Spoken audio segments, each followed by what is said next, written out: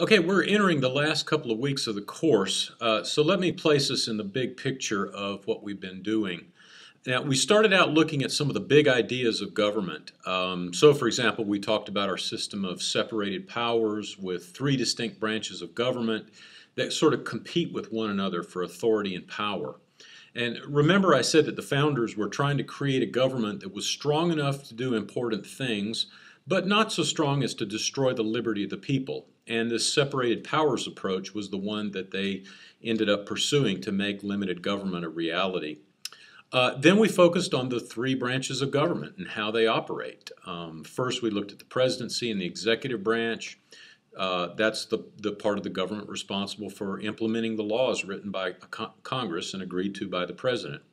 Second, we looked at the legislative branch, the two chambers of Congress, and how those function. And we just finished looking at the Supreme Court and the judicial branch of government. This is the branch, of course, that serves as kind of the referee, so to speak, among the other branches of government and also among the states. Now, this week we're looking at interest groups in the federal budget process. And next week we'll finish up with a look at the differences of political beliefs across different subgroups of American people. There's a very strong regional and sort of demographic flavor to these differences, and I think you'll find those kind of fascinating. As you know from the syllabus and discovery, the assigned readings on interest groups this week involve roughly the first 3/5 of the book, The Interest Group Society by Jeff Berry and Clyde Wilcox. One of the things the authors do here at the outset is take us back to Federalist number 10 and James Madison's conundrum about how to deal with factions. And you remember from reading that and some of our exchanges around that one of the main things he noted is that it's really in the nature of man to form factions or groups of one sort or another, mostly around economic or social or religious interests. So obviously the founders didn't have a problem with the fact that groups are forming all of the time. But what they were interested in doing is keeping some groups from trampling on the operations or the rights of other groups. Now, one of the main ways that groups of like-minded people protect themselves and their interests is by organizing, and that's what we're going to be looking at here this week. And it's important to keep some distinctions in mind, as Berry and Wilcox tell us. So the first thing to keep in mind is that interest groups are not part of the government, and they're not part of political parties. And finally, they are not social movements. Also remember that everyone has interests. Most of us have multiple interests, but not everyone is a part of an organized interest group. On the other hand, some people are members of lots of different organized interest groups.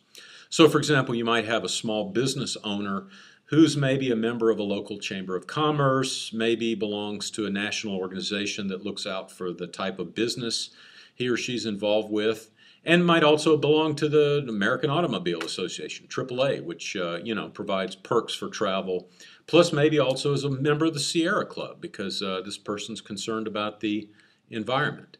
So lots of options here. A few more distinctions. First of all, most interest groups have members, and most members end up paying some dues or membership fees of some sort or another. Now, there are some kinds of groups that don't have members, and these would be the kind that are headed by individuals who are committed to a cause and maybe want to promote that cause using their own money or the support from a few committed donors.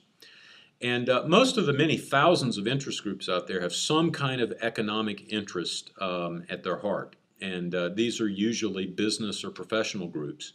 Some of them have non-economic concerns. These would be like, for example, environmental groups, or maybe groups that are promoting some kind of social cause. And more recently, we've seen the development of so-called public interest groups. And these are groups that are formed to promote a perceived interest that's not really being adequately protected by others or by the system. So, for example, we have groups formed to lobby for better automobile safety, or for the reduction of smoking, or for the reduction of obesity among the public. Anyway, these are similar kinds of public interest concerns. Now, as you're going through Berry and Wilcox, pay a special attention to the sections on the roles and functions of interest groups. One of the main things that interest groups do is they watch Congress very carefully and will alert their members if the House or the Senate attempt to make some changes that will affect the group in various ways. Groups also direct the energies and expressions of their members. They educate their members about developments in their arena.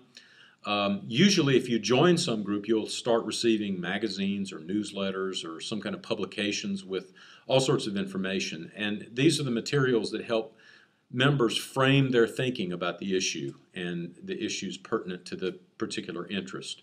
And they also help set agendas for the group. They help mobilize members if something specific needs to be done, and they help monitor the executive branch agencies, which are also involved in implementing programs or initiatives relevant to the group interest.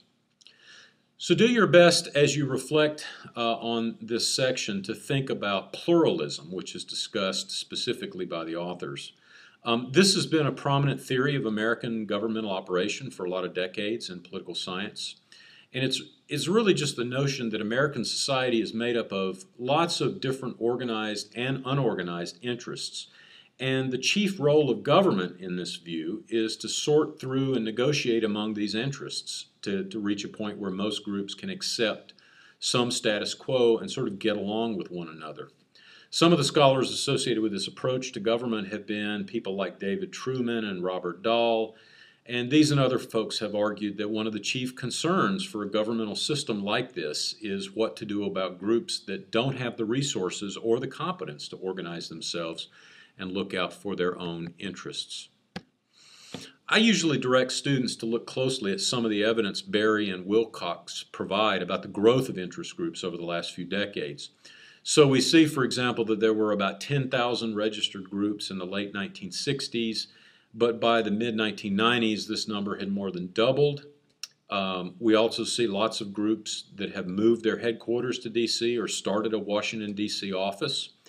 And we see lots of groups having set up PACs or political action committees. And these are legal entities that can be organized to spend money specifically on political campaigns or other overtly political activities.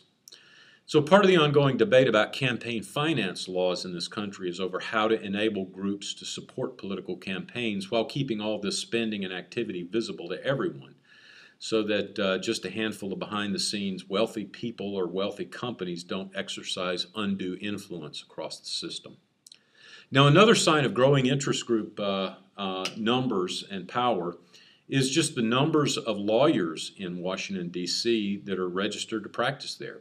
That number has grown from around 11,000 in the early 1970s, they tell us, to 80,000 or more by the mid-1990s.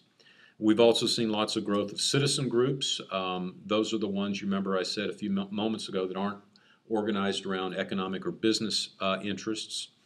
A lot of the groups formed in the 50s and 60s were associated with the Civil Rights Movement or the anti-Vietnam War movement. In the 1970s, there were lots of women's rights groups formed. In the last few decades, we've seen the growth of lots of groups promoting the environment and things like gay rights as well. And we've seen growth in groups in a number of other areas in recent decades as well. I've already mentioned public interest groups. Christian groups have formed a lot of organizations. Some of the more recent ones have been conservative in nature, although this was primarily because it was perceived that mainline denominational groups, which had been formed many years before, were perceived to be politically liberal in their orientation. There have also been a lot of education groups formed to push a whole host of different education issues in both the P-12 and post-secondary arenas. A lot of the new groups have targeted specific business practices or advocated taxing businesses and individuals to do certain things. Business groups themselves have fought back with more resources targeted at organizing members and influencing Congress to resist those taxes.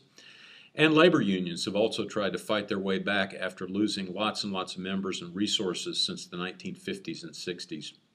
I think it's generally agreed that labor groups have had limited success, though they have been very aligned with organized liberal interest groups as well.